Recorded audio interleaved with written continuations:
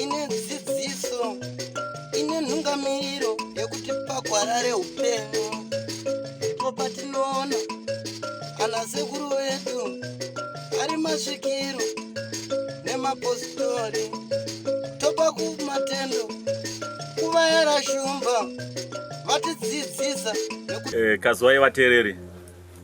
Ini ndinonzi Madison Pikitai Chigonde, tinogara muno muZimbabwe. Tasangana tiri munzvimbo yekweke neDrewmas Media. Drewmas Media inotibatsira kutizivisa information iri kumativi mana akatipoteredza zvinoenderana nemadambudziko atenge tisingazivi kuti toabatsirwa papi, asi through Drewmas Media zvinotisanganisa panzvimbo imwe chete. Ndinotsigirawo mashoko aMadison Chigonde, ndinonzi Chakros Murasikwa. Tisangana neDrewmas Media kunzvimbo yekwekwe. Drewmas Media yakanaka, inotibatsira kunzwisisa zvinenge zvichiitika munyika yedu yeZimbabwe, kuti tiri kurarama sei, vamwe vari kurarama sei, nokutipa njere nezivo. Saka Drewmas Media tinoitsigira, ngaienderere mberi. Drewmas Media taking you to another level. Kazwai muri yeZimbabwe. Tatiti kukwazisei nhasi tiri munzvimbo yekwekwe, asika kumashure kwedu ndofunga mukatarisa vanoziva mihacha munotoiziva kuti 1 2 3 mihacha. Tatoona kuti nyaya yatinayo inotoda vari pasi kuti vange vachipindira. Tanga taurawa muno mukwekwe, tazoponera kumihacha. Ongo tingataura edu tichifara muri yeZimbabwe, asika nhau iripo ndeyekuti paipai takakupai nhau yemuimbi kushayika kwaakaita, asi takanga tanzwa makuhwa akasiyana-siyana, tikati isusu hatidi kudhila nemakuhwa, toda kunosvika tizvionere tizvinzwire nedzedu nzeve. Chekutanga chatakaita isusu ndechekusvika pamba pemushakabvu, tikataura namama vake vakasara vachinzi ndova amai vake chaivo vakashayika. Saka amai vakataura kuti havakwanise kutaura nesu, takwanisa kunge tichitaura nemuvakidzani, ndio atichakupai achitaura nemi. Asi chokwadi ndechekuti tanga taurawa isusu kupinda kwataita munzvimbo ino yekwekwe, hatina kunge tichiziva kuti pane zvakawanda zvakazonyorwa nemapepanhau pamusoro pemushakabvu. Tanga tangouya tichida kunzwisa kuti zvakafamba sei, asika zvinonzi afa anaka. Handizvo naisoko? Ichokwadi. Ndosaka pane mamwe mafanzi kaimboti Drewmas munofanira kufamba nesecurity nemamonya. Vachele. Salibonani muli yeZimbabwe. Ngithemba lapha esilithola khona silithola liphilile likahle ezindaweni zonke lapha lingabe likhona. Namhlanje sesiphendukile njalo ekhwekhwe ngendaba leyane kaMtaka Kasamba lwana obhubhileyo ofe ukufo kungazwisisanga ukuthi yini kuhambe njani. Kodwa simi kanje hayi siphose safa, siphose sagijinyiswa phela ngendaba yone. Kodwa thina phela esikuhambeleyo ukuthi sihambe lathi sizwisise ukuze lani lizwisise ukuthi yikuyini okwayenzakalayo. Sifikile phela saqala sakhuluma lo mama emzini njombana besongingasela msindo laphana bekungenza ukuthi sikhulume laye, abantu bebekhala, abantu bebesebuhlungwini, kodwa umama hayi akwanisa ukukhuluma ngoba vele la namhlanje usebuhlungwini. Sikwanisa ukuthi sikhulume lo makhelwane wakhe, nguye sathi silinike ivideo yakhe liza ukuthi uthini ngendaba yomufi. Patazobva pamusha apa toda ngokuudzai order tiri kukupa ivideo yedu iri. Tabva pamusha apa ndobva tafonera shamwari ya mushakabvu yakatiti huyai. Hatina kuzwa kuti kwatiri kushedzwa kuti takatomirwa nemamonya. Asi takati chanyanya kuti bata isusu ndechekuti patasvika kadai anga asingadi interview, angadai angotaura kuti no, handisi available painterview sezvaitwa nemudzimai wemushakabvu. Akabva angoramba kutaura nesu, akati asida kutaura nesu, which is okay. Asi kune uyu manje atishedza shamwari. Tasvikako ndokubva taona pane madzimai aiwa mamaswinya zvesho. Maswinya. Inini kana muchindiri skwinya muri kunyepa imi. asi hazvisi zvaidana Chii era here. Dai Chii vangu varipo vaimiramira hawaiona vakudaiwo Chii vaimiramira plus Chii tovaziva vachiita zveboxing. Now tanga tisinoziva tiri kutopinda hedu mudambudziko zvinova zvazoita kuti tichitsvagisisa kuti chii chikonzero. Saka pari zvino tisati takupai chikonzero, regedzai tikupei interview yataita tichisvika pamba pemushakabvu tokupai zvakare zvaitika kurohwa kwatanga taakuda kuitwa nemadzimai. Asi chandisuwisa zvikuru kuzonzwa neveruzhinji kuti vanhu ivava mapurisa shuwa vachengetedzi vemutemo vangabva vadaro here, ko vatori venhau hamuvazivi here nhai veduwe, musadaro kani, ngatigarisane munyika zvakanaka. Ndipo paya patakaburitsa nhauka yemukomana wekurohwa tikati isusu aiwaka ko vevana vechikoro vekurohwa tikati maticha madii kuita basa renyu rekurohwa dhani kuti uyo munhu uyo aita se arove. Handiti ko kana muri vachengetedzi vemutemo kumunogotanga hovhiyo zvadii futi vanhu vanozotizira kupi zvototi ipapo dai kuri kunzi takanga takurwa navamwe vanhu totonzi ai mapurisa ndokwataitomhanya kakwavari but muli yeZimbabwe iyo phela indaba ekhona siqale phela safika emzini sazama ukukhuluma labo mama yikho lapho esizuze khona inamba yomngani wakhe lo ade kuthiwa ngesikhathi zokucina ubelaye sathi phela siyozwisisa ukuthi bekuhamba njani njalo nje umngani wakhe nguyokuthiwa ngumuntu ade besebenza bonke vele business bonke so yikho lapho esithe thina sihambe khona kuqala siyozwisisa futhi ukuthi kwahamba njani yena ukwazi njani since nguyade yi-closest friend yakhe kodwa phela yikho lapho esihlangane khona labanye abazithi ngomama sazi singazi ezibongweni ukuthi bazithi ngobani bafika phela sebehluphana lathi ivideo yakhona sisalinika silitshengise kodwa phela ekucineni simangalile sesizwa ngabanye ukuthi abantu bonabo ngabantu bomthetho ngamapholisa. Saka manje thina umbuzo wethu ngokuthi kanti kuhamba njani abantu bomthetho kabakwazini ukuthi kulabathathi bezindaba yibo abantu okumele nxa izinto sezinzima bathola ukuba lokuya ukuthi abantu bawelelane abantu bazwanane kuhle nxa bona bekhona nxa kubona sebeyibo abantu abagijimisa abantu abaqalisa ngomsindo lathi siphinde sihluphe ukuthi kuhamba njani asazwisisa ukuthi yini munhu kungobvisa uniform chete atopanduka haachisiri mupurisa. Nekudaro mhuri yeZimbabwe regedzai tikupei vhidhiyo rekutanga tichitaura nemuvakidzani, vhidhiyo rechipiri tokuratidzai kakura kwatenge taakuitwa, tozopedzesera nekukutaurai kuti vanhu vari kuti chii chakauraya mushakabvu. Ivideo yokuqala sizalinika phela umakhelwane ekhuluma laye besithi ubeseduze kuko kaThinashe lo sichileyo then LS2 sizalinika laba phela ade sebehluphana lathi abaphose basibulala basigijimisa ukuthi hayi kanti lina lingabathathi bendaba ziphi. Sengwa dzesembu reZimbabwe tokurudzirai kusubscribe kuDrewmas Media. Drewmas Media taking you to another level. Magadi Zimbabwe, my name is Shamiso Mashingeti and Tinashe, I would like to talk about Tinashe first because Tinashe, I was related to him. Angari mwana we sister yange kashaika and Tinashe munhu angari munhu ari so humble, aiva munhu ari so helpful and munhu angari so friendly to everyone. Besides kuti uri munhu wemumhuri kana kuti munhu wanguona umuroad, munhu uplifta munhu chero kuri kuti une problem kana kuti une business rakuda kuita kana wakaenda una Tinashe aikwanisa ngokudza kuti mainini madai so anditi munhu angari so helpful angari so friendly singaiti and Tinashe pakashaya zvinhu zvandisina kugamuchira at first and ndakamboti maybe ndokurota, maybe no, this is not true, but ndakazongoona kuti no, he's gone. But I would like to share with you kuti Tinashe yesh takarasikirwa as a family nemhuri yeZimbabwe as well. Of course panofiwa apashaiwi vanhu vanotaura zvakawanda kwese kunofiwa. I'm sure kuti chero ani nani ani kwake kwakafiwa pakangofiwa nemunhu vamwe vanoti akazorowiwa naningi a lot zvinotaurwa nevanhu but inini hangu I just wanted to thank Tinashe kuti wakaita hako for everything zvawakatibetsera nazvo as a family and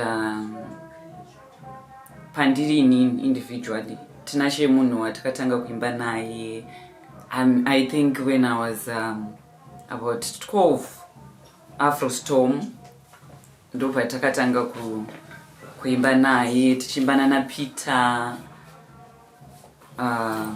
mwana watonga moyo nawo and but Tinashe after that takaramba chiitawo ma competition echibuku Road to Fame takatomboitawo number 2 then unfortunately akazongoti wano rega ndimboitawo zvimwe zvebusiness so then akatanga kuzoitawo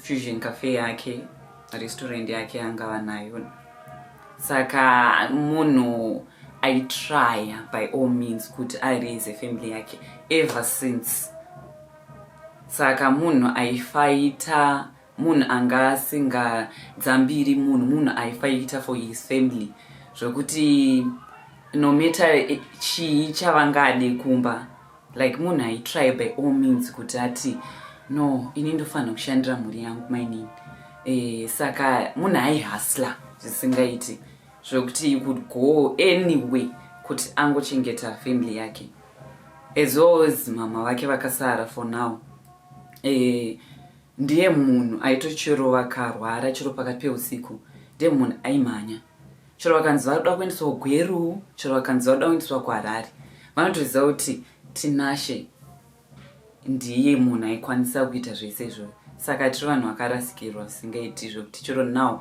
we're trying to figure out kuti ndiani achafila that gap kuti pangazova neumwe another Tinashe here watingava naye when he's gone saka zvinhu zviri kungotirwadza even now we're just trying to be strong but it's not easy but I think that's all I can say about Tinashe. Ko tichitarisa character yake nezvakutaurwa nevanhu zvakasiyana siyana ndizvipi zvamungade kutaura? Inini character yaTinashe ndakakura naye ever since tiri vadiki and taitamba tese up to now saka chero zvokuti Tinashe anoita zvimusikahwa zvevasikana angasiri munhu akadaro saka nezviri kutaurwa nevanhu now you know mukangoitawo that bond ni munhu wanenge wakakura nawo there's another guy ainzi Humphrey if he was here aikwanisa kupupurawo about Tinashe unfortunately yake I never came back paakaenda kuSA saka ndio munhu wakakura naye Tinashe aiva nebond rokuti akaita bond nemunhu achiri mwana mudiki anokura until ameno saka Tinashe azi munhu wokuti aita mafriends hobo kuti akamboita friend apa pane munhu waitokura naye wokuti aimuunderstand so there's this guy anonzi Amu aiva friend yake ever since achiri mudiki saka friend yake iyoyo they usually vaishare zvakawanda chero kuri kuti ari muneed yesomething ndezva Tinashe iti Hamu uya utore chakati kana kuti Hamu wanetsika nechakati uya ndokupa chakati saka munhu wandaingozwa ever since kuti Tinashe angori nemwoyo wakewo usina vamwe vanhu vandakakura ndichiona. Okay, as you said before, Kuti, you were very close kuna Tinashe. Tinashe akafa azvichinzi akamwa mapiritsi ndizvo. Chii chakanyanyoitika akamboshiya here kumbotaura here kuti chii chaitika kusvikira pakumwa mapiritsi kuzviuraya? Honestly speaking, Tinashe munhu aiva close kwandiri like what I said before. Aimbotaurawo way back. Zvaizvongoti anongoitawo maproblems hapanawo vanhu mumhuri vasingaitawo maproblems mukati memisha dzavo but not this time hapana kana chakakwanisa kuti andiudzewo because akatouya that very day kuma round 7 that very day racho ranozonzi akamwa mapirizi, and he was okay. He never showed kuti ane stress kana kuita sei. No, he was fine. Saka inini, that's why I said kuti choro inini ndakambononoka kusvika muchira because ndaida try kufunga kuti but that day he was okay.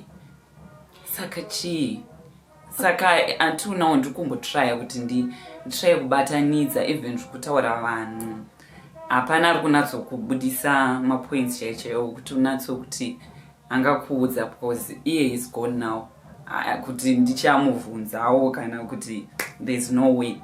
Varipo vacho they're not saying anything. So kuti ungatozivawo kuti chii chakaita. Okay, but tape mapirizi acho akaita sei makambomaonawo here kuti andina. I just said kuti akangomwa mapirizi akawandisa. Okay. Chete, that's all that I know. Saka Drewmas media ndiyo chete iyo yakandidzidzisa zvemalevo, ona yakandidzidzisa zvemalevo. Tichibva pamba pemushakabvu taenda kubhizimusi rainzi ndoranga achiita neshamwari yake anova ndiye akasara, anova ndiye wainzi aidanana naye. Naizvozvo tasvika ipapo hatina kunge taziva kuti pane mamonya akatimirira, mamonyakadzi anga akahayiwa kuti kana tasvika vabva vatigadzira saizi. Aiwa, uyu ndiyada kutointerviewa iye. Munomurambira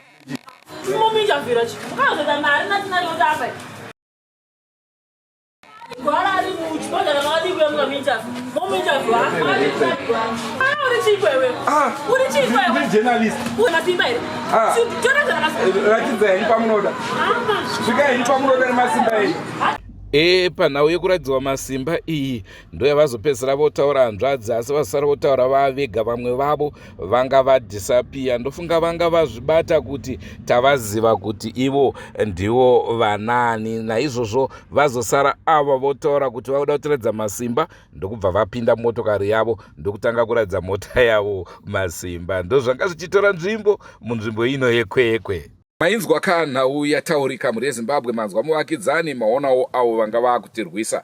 Asi tazotsvagisisa kuti chiiko chiri kukonzeresa kuti uyu azongotihayira mamonya. Ndokuda kuti tichazobvunzisa kuti chii.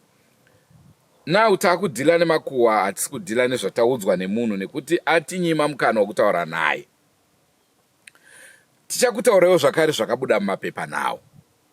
Asi isusu manzwiro edu ndekuti mushakabvu anga ari ngochani, vave varume vanodana nechi nevamwe varume, right? Adaro manje uyu mukomana patazodzinganiswa apa hanzi ndiye ngeri chi girlfriend. Uyu paakachata akachata nemudzimai. Uyu murume akati ko iwe wakuroora uyo sei inini ndiripo. Pabva patanga mutauro. Zvichireva kuti kugara kwemushakabvu konge kwasvika panguva yakaomarara nekuti uyu sahwira wake anga akudowo zvakare kuroorwa.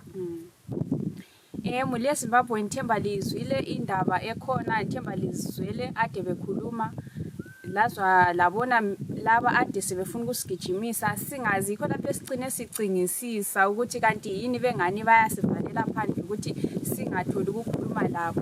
Kodwa phela indaba ekhona ngamakhuwa kade esukuzwa lathi sesikhuluma ukuzwa ngoba abantu bakhona ade sikhangela ukuthi singakhuluma labo hayi balile njengayena lo wasazi ngabe la phela uyalile njengokwenza umfazi womufi ukuthi hayi mina ngikwanisi ngibambekile, ingabe la usiphe like excuse bekuzwa ngcono. Kodwa kade sibone sesigijinyiswa yilaba, sesizwa nje abantu besithi kuthiwa yena lo ade umele sikhulume laye nguye umungani womufi.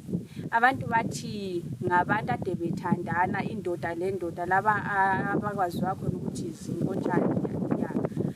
Saka okwenzakalayo ukuthi umfazi undoda lo utshade lo mfazi saka undoda lo ade thandana la sesithi kanti wena njombana uchadile ngapha la msemfuna phela ukwenzani ukuchada kuthiwa yikho lapho kusuke khona kwaqalisa ukuxabana indaba zokuzwa lathi sizwile ndo version yekutanga. Version number 2 zvinonzi zvakare uyu mushakabvu anga adanwa neimwe shamwari komana iri kuUK. Now anga asarwa ne2 weeks dzekuti apinde mugwagwa akananga uko. Vainetsana futi nemudzimai unzi ko iwe unogozoshedzwa sei wega kana kuri kunzi kuenda tadi kunge tichienda tese. Saka vainetsana zvakare nemudzimai. Ndo version number 2. Phela enye indaba 2 S2 yesizwile ngeyokuthi kuthiwa umufi lo ube badalela iticket bethengela iticket lokuthi afly esiyaphandle.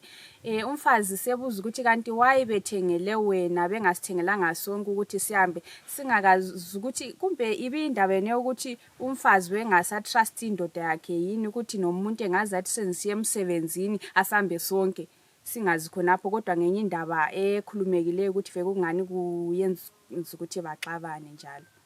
Version number 3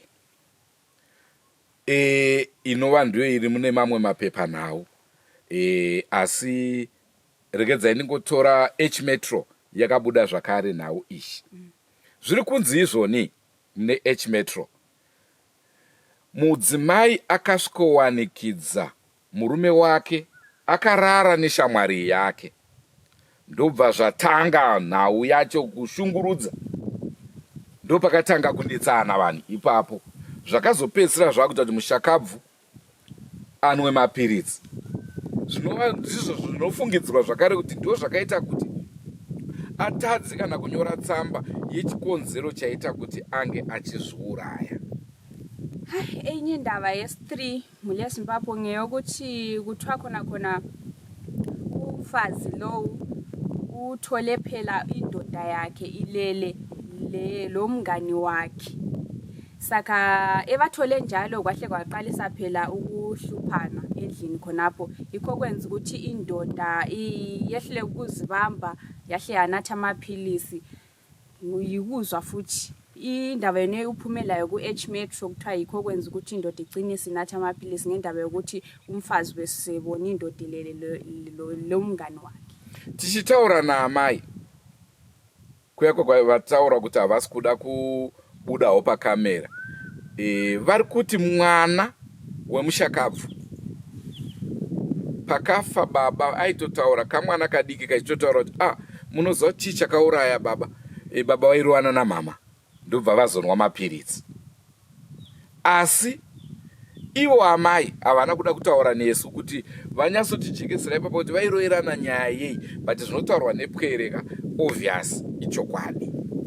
Enye indaba ngeyokuthi umama lo oyehlile ukukhuluma njengombani ngumuntu obambeke kakhulu yebo ukhululekile ukuthi sikhulume laye kodwa ade engakukwanisi ukuthi akhulume ku camera ngoba usabambekile.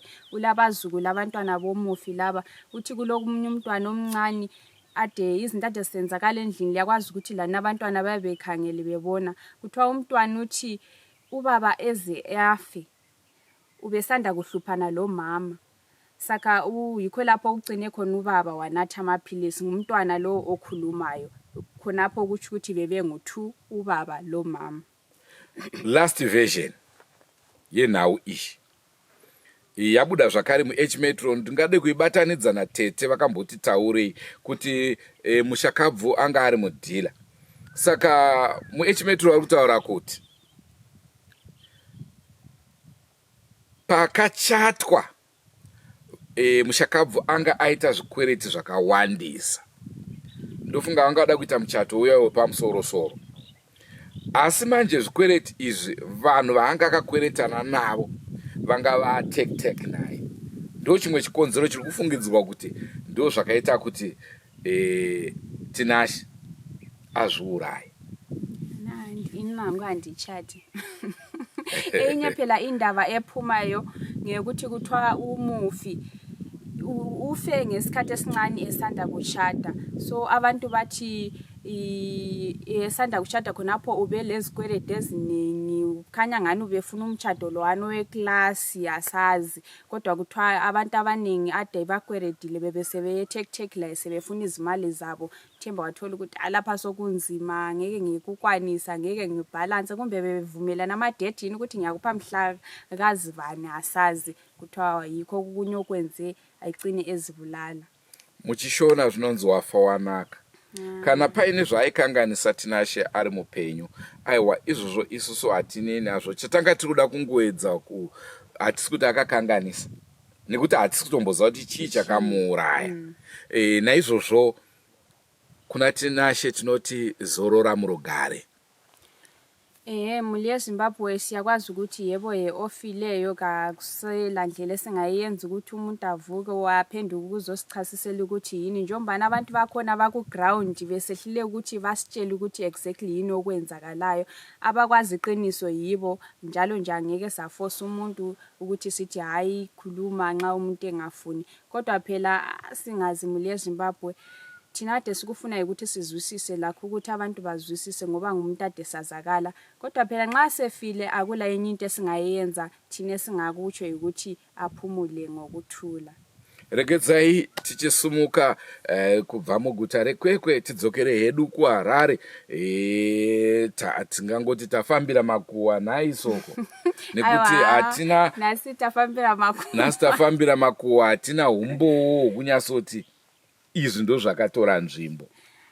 Akula ndaba muli yeZimbabwe lathi phela besizamile ukuthi sizwisise ukuthi singenzile zane izinto zokuzwa kodwa phela lani lizibonela ukuthi bekungamanga kuhle sigcine sesinganise sizohluphana labantu sesigijinyiswa kodwa thina isifiso sethi ukuthi siphumise yikho sibile phela ku ground ukuthi sizwisise ukuthi kwahamba njani kungasenani.